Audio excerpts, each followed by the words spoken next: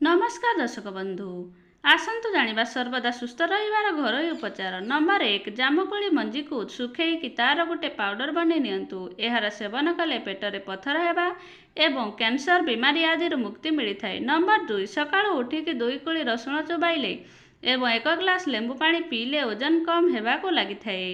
Number 3 जो माने प्रातः समय जूस पिउछंती से माने सेथिरे टिकिए कला लुण और अदा पकईके पियंतु। नंबर 4 अम्लीय वस्तु और फल दिन बुड़ीबा पूर्वर सेवन करंतु। नंबर 5 प्रसव परे माँ क्षीर छुआर प्रतिरोधक क्षमता को 10 गुणा बढ़ाई थाए। नंबर 6 सकाळ जलखियारे फल दीपर खाइबारे दही एवं रातिरे क्षीरर सेवन करिबा उचित।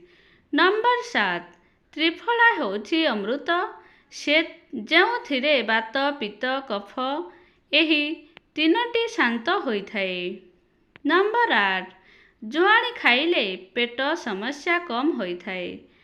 नंबर 9 जदि पेटरे मल बंद हो जाए ताहेले अदा किंबा शुंठीर व्यवहार करंतु।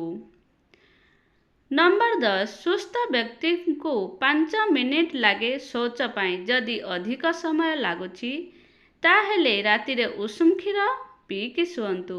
धन्यवाद। आजिर भिडियोटी आपण मानकु भल लागिले प्लीज लाइक शेयर सब्सक्राइब कर दियंतु। जय जगन्नाथ।